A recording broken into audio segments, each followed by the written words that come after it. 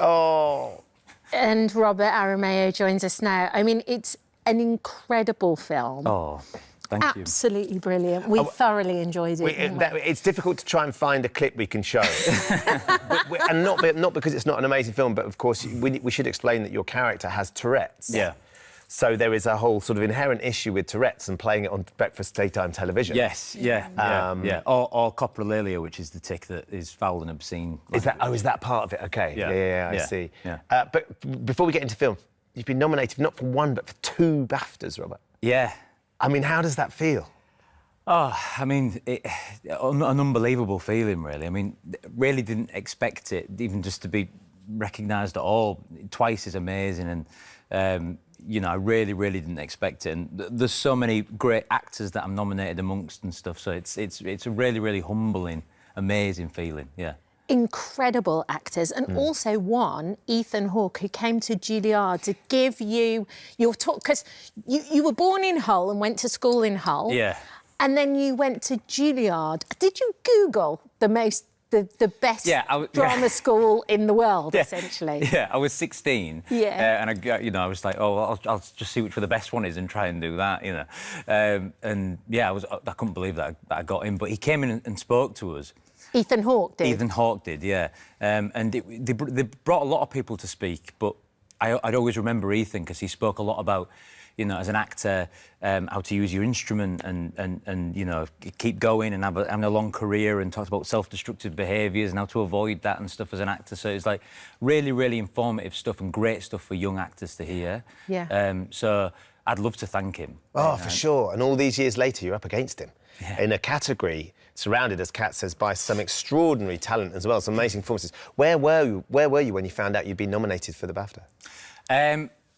The leading actor one, I was in my kitchen, I was doing the dishes. So showbiz. Yeah. Keeping it real. Are you listening to what Ethan has said to you? Yeah, exactly, yeah. You just do the dishes. Yeah, trying to sort of... I knew that it was on, so I just sort of had it on a YouTube link, and, I couldn't believe it when I heard my name. Your name got read out. Yeah. So tell us a bit about the film, because it's based about a guy called John Davidson that people might know from a documentary that happened about him. Yeah.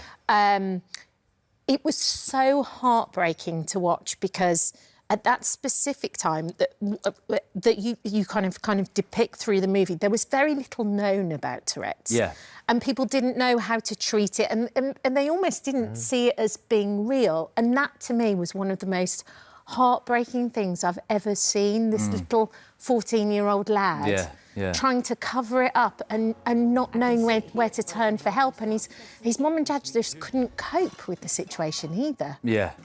It's I think back then especially, there was a lot of, there was people were trying to figure out what it was, trying to, make all kinds of assumptions about it and stuff. And there's still a lot more education needed now. We know a lot more now, but there's still more to learn and stuff. And hopefully the movie is a continuation of John's work, and John feels very passionate just about, he's an amazing man who just wants to bring what Tourette's actually is to the fore, and have some more specific and direct conversations about what it actually is. So I think the documentary was called John's Not Mad. Yeah. And I remember it vividly, about 1989. Yeah. And going to school the next day, talking to my mates, and we were about 14 or 15, so similar age to him in the documentary. This extraordinary thing, and the fact that there's this young lad that had these compulsions that he couldn't control. And it was, and just seeing a picture of the two of you there, and you watch that journey that he's gone on. What's he like? He's an amazing man. He has a wicked sense of humour.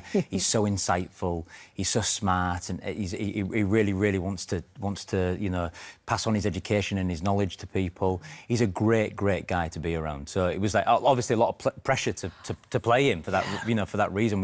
Everyone who was involved in the film just wanted to do a good job for John, I think, because you've done an amazing job. And watching you portray him, and that's a very full-on role because of the tics and the spontaneity of it all.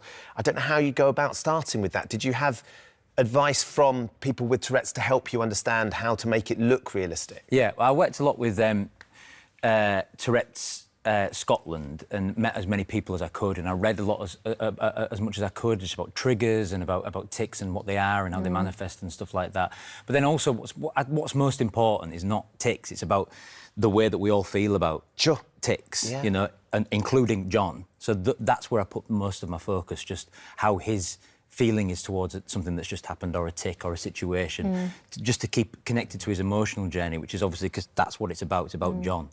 Absolutely. So yeah, that was my main sort of focus. But also, I think to get the tone right as well, and I think that's what's done so beautifully in the film. You do laugh as well as he did too. Yeah. John. Yeah. I mean, that's the thing. John. I think the director Keck Jones, who I think struck that balance really well, beautifully. Always says that John said to him on his first meeting, you know, my life has been tragic but also hilarious. Yeah. You know, and John does sometimes have a level of humour at his tics and sometimes not, and that's his, you know, so that's his experience. Yeah. It was important to show that as well. The opening scene is fabulous when he's collecting his MBE. And, of course, he's in that very pressurised situation and you know, things manifest as they would have.